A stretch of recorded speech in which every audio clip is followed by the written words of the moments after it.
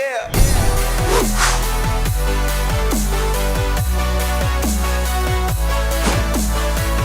If the 2019 season taught us anything, it's that Mack Brown still got it. Welcome back to the Gridiron Expert, the best kept secret in all of college football. Today, bringing you our 2020 North Carolina Tar Heels college football predictions. As always, make sure to continue to like, comment, subscribe, and share these videos as we continue to predict every single team within the ACC and every single team within every single Power 5 conference. Also, make sure to check out everything down in our description below, where you can receive exclusive content over on our website, thegridironexpert.com, and follow us on social media on Facebook, Twitter, and Instagram. So Mack Brown returned to Chapel Hill in 2019 and greatly exceeded expectations. The Tar Heels were extremely young and had only won 5 games combined between 2017 and 2018. But Mack Brown came in and led the Tar Heels to a 7-6 record, including a dominating bowl win over Temple. And the crazier thing is that all 6 of North Carolina's losses came by 1 possession. That includes a 1-point loss to Clemson. Those 6 losses came by an average of 4.3 points per game. So 7-6 in 2019, but very well could have been a crazy successful season in Chapel Hill. But I think that success is going to come now in 2020, as the Tar Heels now have very high expectations and return one of the best teams in the ACC. They have 10 starters back on offense, a unit that averaged 33.1 points per game. And we all know who leads this Tar Heels offensive attack. It's their quarterback, Sam Howell, who as a freshman put up over 3,600 yards and 38 touchdowns. As a freshman, you guys, it's ridiculous.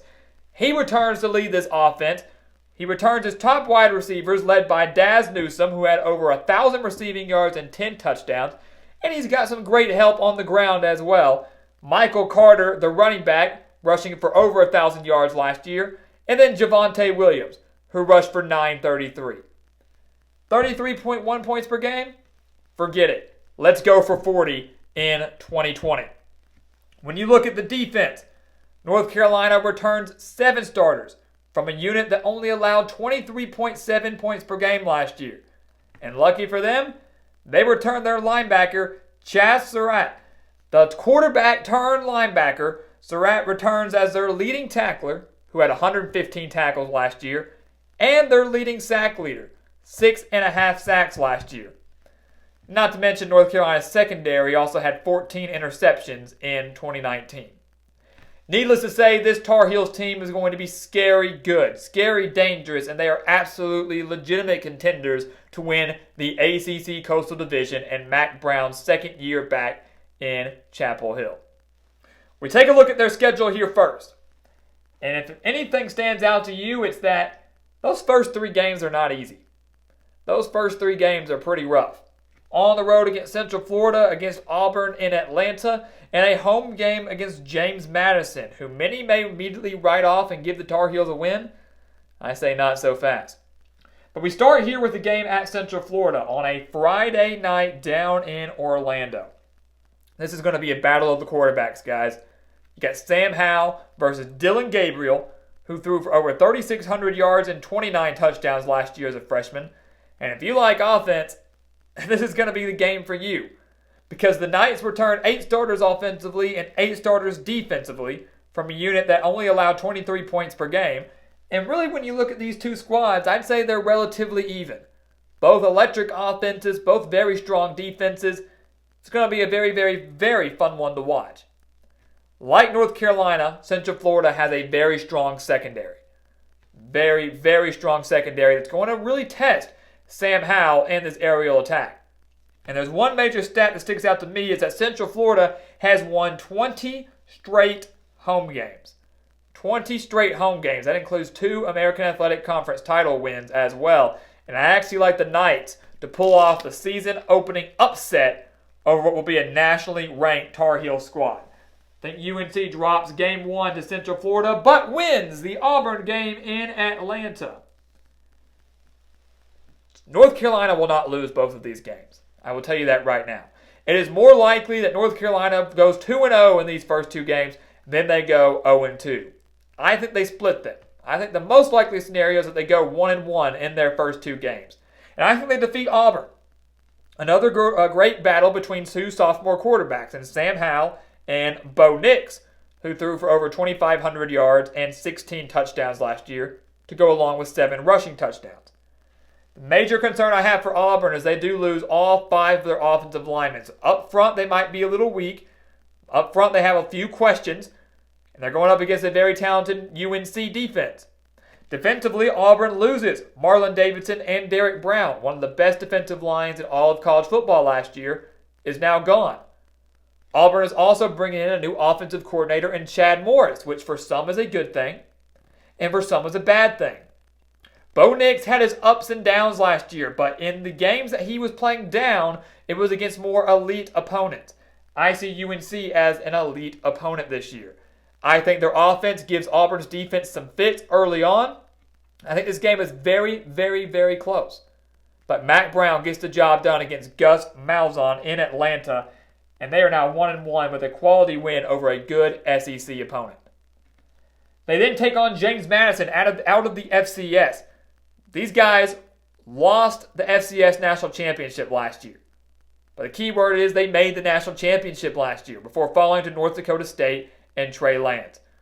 James Madison and the Dukes do lose their star quarterback in Ben DiNucci, now a member of the Dallas Cowboys. I think that's the difference maker in this one. Still some questions at the quarterback position, but do not overlook the Dukes, especially if somehow North Carolina is 0-2 coming into this game. Maybe their heads are down. Maybe they overlook the Dukes and they fall. But it is their first home game of the year. I like them to get the job done against James Madison. I like them to get the job done against Georgia Tech as well. A team that, like North Carolina, returns 10 starters offensively, but those are 10 starters that are still trying to adapt to Jeff Collins' new system, Jeff Collins' new pro-style offense after switching from the triple option. Georgia Tech only averaged 16.7 points per game last year. North Carolina beat them by 16 last year on the road. I think the margin of victory is a little bit bigger this year with it being in Chapel Hill. They then go into October sitting at 3-1. Taking on Virginia. A game last year that could have decided, and really ultimately I believe did decide, the ACC Coastal because the Tar Heels were in contention going into that Virginia game, surprising everybody. But they allowed Bryce Perkins to light them up. They allowed Bryce Perkins to not only run all over them, but throw all over them as well. But now Bryce Perkins is gone. Now Virginia has to rely on Brennan Armstrong or maybe even Keaton Thompson, the transfer from Mississippi State. The key for Virginia this year is, first off, yes, how quickly can they adjust to a new offense? How quickly can they adjust with a new quarterback and building chemistry with their wide receivers? That's going to be key. But the bigger key is their defense that returns 9 starters. Yes, they lose some key leaders, but it's still a Bronco Mendenhall team, guys, which means this is going to be a very good Virginia defense. And I think with it being on the road, I think they slow down Sam Howell and this UNC offense just enough that the Cavaliers pull off the upset and get a win at home over a very good UNC team here. I think the defense is the key here, and I might give the edge slightly to Virginia over the course of this season. So the Cavaliers pull off the upset over the Tar Heels to give them their second loss of the year. And that's where the talk will begin, guys. You look at this. They're sitting at 3-2. That's what they'll say. What did we tell you? North Carolina's been overhyped. You bought into them too early. They're not the real deal. Pump the brakes for a second. They're going to beat Virginia Tech. Why do I say that so quickly and so confidently? Well, first off, consider last year Virginia Tech only beat UNC 43-41 and 6 overtimes in Blacksburg. That's the first thing. This is another great battle between 2 solid defenses. And Virginia Tech, like UNC, will be one of the more experienced teams in the ACC, certainly within the ACC Coastal. But I like North Carolina hosting this game at home, and I think the aerial attack really really lights up this Virginia Tech defense. Yes, I know they returned 9 starters on that side of the ball. They do lose Bud Foster, though. I'm not saying that's going to make or break their season, but I like Mack Brown to rally his troops. We just lost to Virginia, but it's our first conference loss. Our goals of winning a championship are still in sight, but they won't be if we lose to Virginia Tech. They get a huge game in a game that could decide the Coastal Division. North Carolina gets that win. They beat the Hokies, and they beat Duke, a team that should improve a little bit with Chase Bryce now coming in as quarterback over from Clemson, a team that narrowly lost to UNC last year before throwing an interception at the goal line. So North Carolina almost lost to the Blue Devils last year. Even though this game is on the road, keep in mind these campuses aren't that far apart. Duke's defense isn't quite up to par yet. I think Sam Howell comes in there and takes care of business. So yeah, they lose to Virginia, no big deal. They're 5-2 going into a huge game at Miami. And I think it was last year when North Carolina upset Miami 28-25, people's eyes started to open up. People started to realize, okay, North Carolina is legit. We should probably take them seriously. Had a very strong start, kind of slipped up somewhere in the middle, had a very strong finish. Don't expect that this year. This is that Miami team, though, that the key for them is their offensive line. Miami gave up 51 sacks in 2019. Not going to win many games when you do that.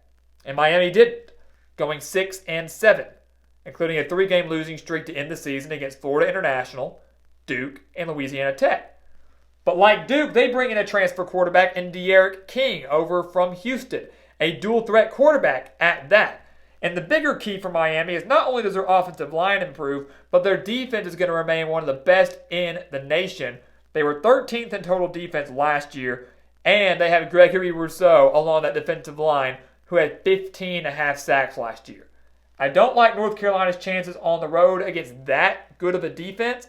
I also don't like the fact that Miami has revenge on their mind after that devastating 3-point loss they were handed last year in Chapel Hill. I think UNC takes their 3rd loss on the road against Miami.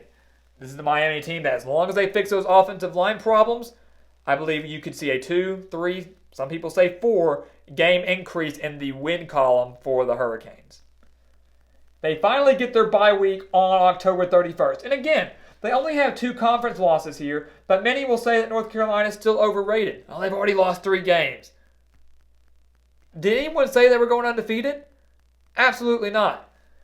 Look at the bye week here. Unfortunately, it becomes before UConn. They didn't need that bye week. You could put UNC's second string out there, and they would defeat UConn. Now a member of the Independent, no longer a member of the American Athletic. So North Carolina takes easy care of UConn. This game will be over by halftime. And then they close out the season with 2 of their remaining 3 games at home.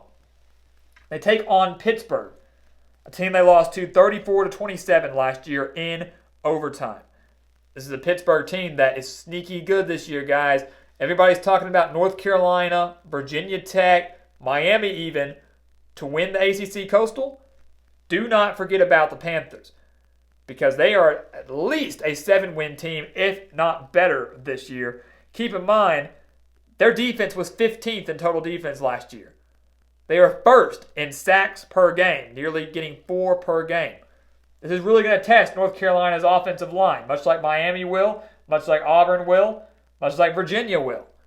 But this game is at home, and when you look at the offensive edge, I certainly like North Carolina a lot better. I will take Sam Howell over Kenny Pickett any day of the week. North Carolina, to me, just has too much explosiveness offensively to go up against a Pittsburgh defense that's strong up front, but maybe not as much in the back 7. I like North Carolina to get the job done here.